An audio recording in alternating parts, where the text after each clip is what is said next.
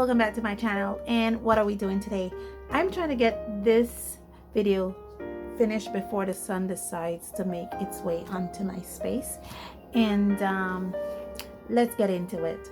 So what is this? This is actually a crudely made little book, and what is in this book here is actually papers that I use for markers, well, that are designated, in my opinion, sorry for the road, for markers.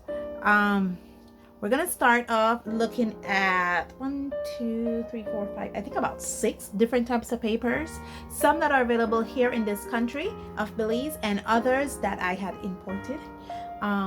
Much to the chagrin of my husband. But yeah, so we'll be looking at these papers, and let's have a look at it. Okay, quick disclaimer here. First disclaimer, the artwork that you're seeing here is not from me. I did not draw this. This is actually from a stamp that I have that when I used to do card making. This was one of the stamps that I had. So I just stamped this image onto all these papers, and I colored it using the Cali Art markers. I love these markers.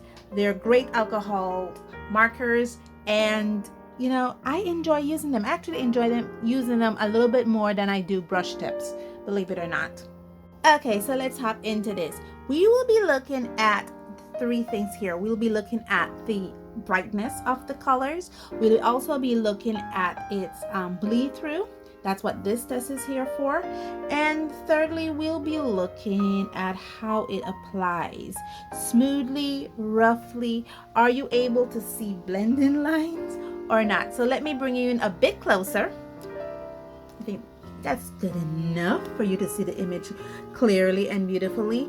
So what we're looking at is blending. Now the face and the hair are blended, and the rest of the illustration have just flat color. This paper that I'm using is actually the Pacon Ucreate marker paper. Now I do not know the GSM or the pounds for this paper. I researched it. I don't know what it is. So, but it is here. It's a paper that I use. It's designated for markers. I have a video where I talked about this review of this paper, where this actually said it was bleed resistant. And what is on here is that I use the chisel side of the marker. I still have the marker out here. I use the chisel side of the marker, and I did some saturation, I guess, of the ink into the paper. This is just 1 stroke of the marker. This is 2 stroke. This is 3. This is 4, and this is 5. So there you can see how the marker accepts it.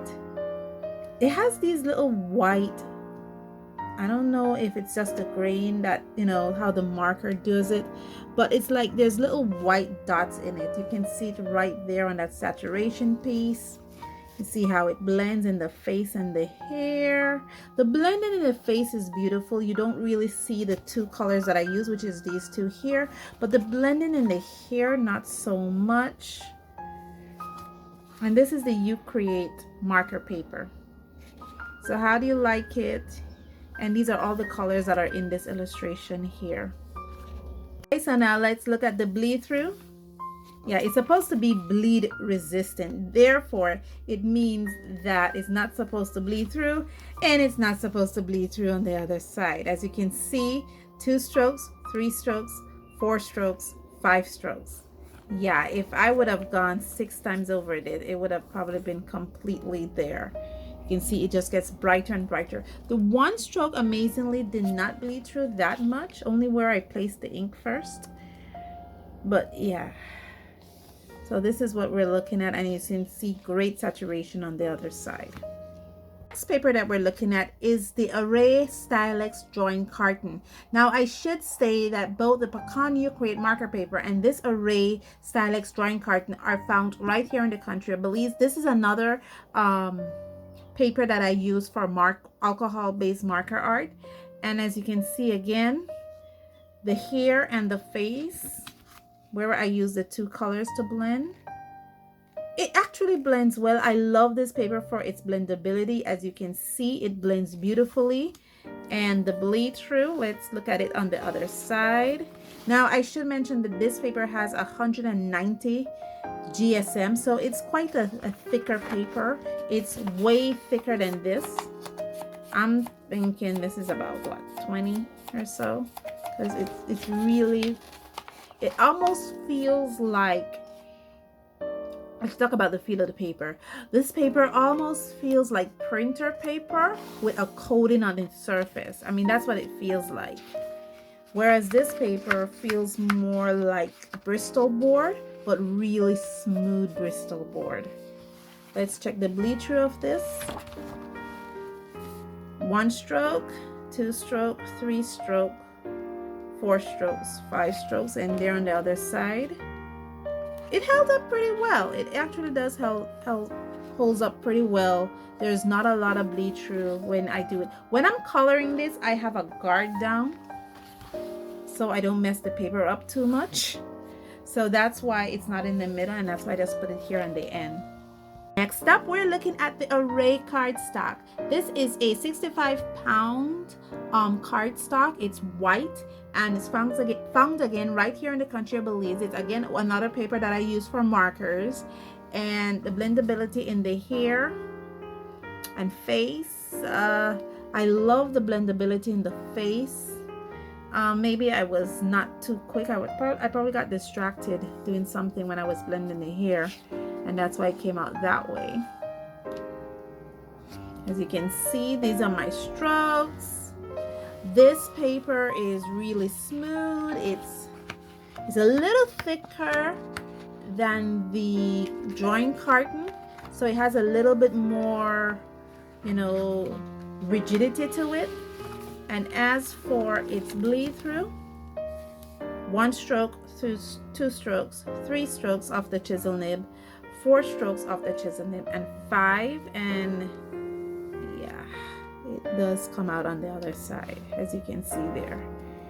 So we are dealing with something here, but the paper is thicker, but it's not as, this one was actually pretty good. This actually held up well versus the Array, as you can see.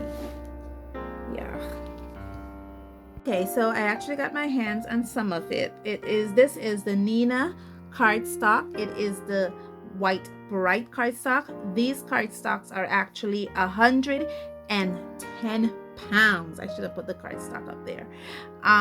They're actually 110 pounds or 199 GSM. This is their white bright cardstock. Neenah cardstock is used a lot. I first heard about it when I started making cards, greeting cards, and it's actually used by DIY, you know, greeting card makers to make greeting cards. It's supposed to take markers well. I haven't tested it yet with pencils. When I do color pencils, I will test these papers out again. But as you can see how it does, it works well with the blendability, but it doesn't work well with when it comes to the hair. I was actually very careful with the hair. I wasn't distracted or anything. I was going over, I usually put down my shadows first and then I go over it and quickly with the light to kind of blend it out, and it didn't take. I'm not sure if it's my blending technique that needs to be, I know they usually just put it and then put it over, but I was trying to just do, here I did that. For this one, what I did is I put the darker yellow down first and then I put the lighter yellow on top. And for the face, I put down the lighter flesh tone down first and then I put the darker one on top. So the blending techniques, as you can see, you know, it really shows up with this blending techniques, and I did that for all of the presentations. Here, how I blend the face and the hair. The bleed through of the Neenah, remember this is 110 pounds or 199 GSM. 1 stroke, 2 stroke, 3 strokes, 4 strokes, and 5 strokes. I went layers of this marker, and this is what we have. That's pretty good. That's pretty good. You know, it doesn't bleed through as much, you know, so it's really good. Now let's go to the final paper. You know I had to get it, guys. You know I had to get the expressive blending cards. These cards are 250 GSM. They are extremely thick. Unlike the other papers, I think the only other paper, it has like a very smooth surface. It almost feels like it has a coating on it, like there's some kind of not really plasticky but glossy kind of coating on it. So I like that. It just makes the application of markers go down nicely. There's no streaking. And we're gonna talk about the white spots when I'm finished here, because I have to bring the paper up close. And the blending was nice. It blends well. It didn't do the other blending method as well. So maybe the way to blend markers now I'm learning is to first put down the lighter color and then put the darker color on top, because some people I've seen on YouTube, they put their shadows down first, the darker areas down first, and then they put the light, and then they put the lighter areas and try to blend it that way. That doesn't work here with these marker papers. I learned that now. And for the layer test here, let's see the bleed through. Wow, you see that? One stroke, you can barely see anything on the other side. 2 strokes, 3 strokes, 4 strokes, 5 strokes. These blending papers a little more carefully. We talked about this is supposed to be specifically for markers, specifically for alcohol-based markers. And look at the color here. And now let's turn it over and look at the color here.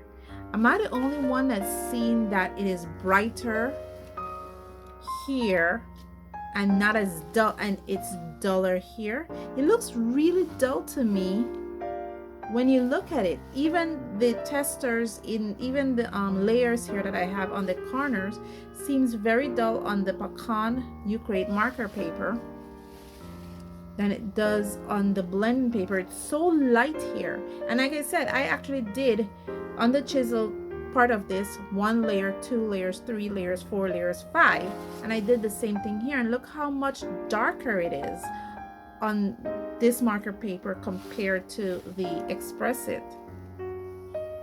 I will take a snapshot of this and put them side by side for you to see what I'm talking about, and I'll probably put it up on the screen. Okay? Even the Neenah bright white paper has the same effects. Look at that. Look how it's a little dull compared, and it's the same marker, guys. I use the same marker from the Cali art, which is the G804. That's the marker that is represented here, and look at it. It's so much light here, and you know, the color is so light, and when you have it here with the layers, it looks a little dull. Okay, so what is all this about? This experiment was actually to see if, when it comes to your alcohol-based markers, does paper play a role? I know when it comes to watercolors, paper plays a huge role in it because it has to do with textures, it has to do with absorbency, but when it comes to markers, which is a little bit more forgiving than watercolors, does paper play a role? Actually, it does. And for me, if I should be in the country of Belize and get a paper, I'll probably use this one, the Ucreate Cardstock. Why? Because it blends better. The bleed through is very comparable, and the color is almost as bright, but still a bit dull than the Express-It blending card. But these are professional marker papers, while this is just cardstock. But this is really good, guys. It is in comparison with the Express-It blending cards. Wow, that was an experiment long in the making, because I had to acquire all those papers, and then I had to put them together and just did the experiment with it.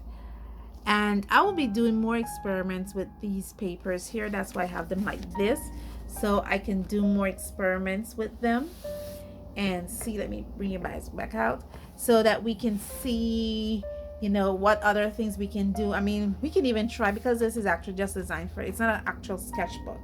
you know. So what I just call it as an experimental paper book. That's why it's not even marked or anything.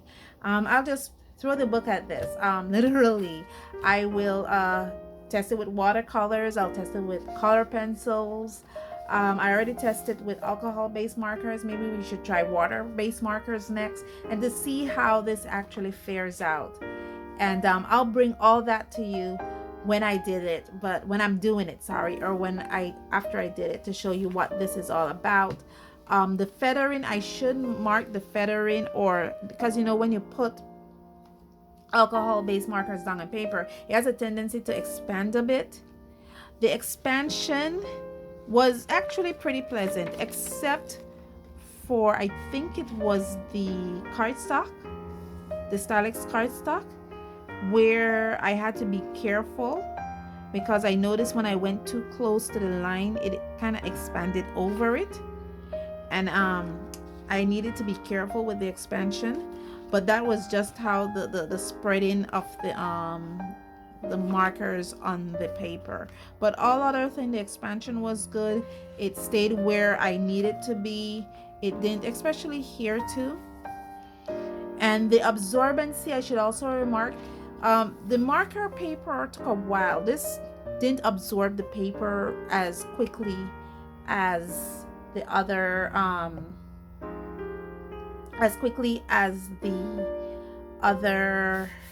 paper did. Okay, so I was thinking, let me illustrate the spreading. So I'm using Y605, and I'm using the fine point, and I'm just going to put a dot there, and let's see how it's expand.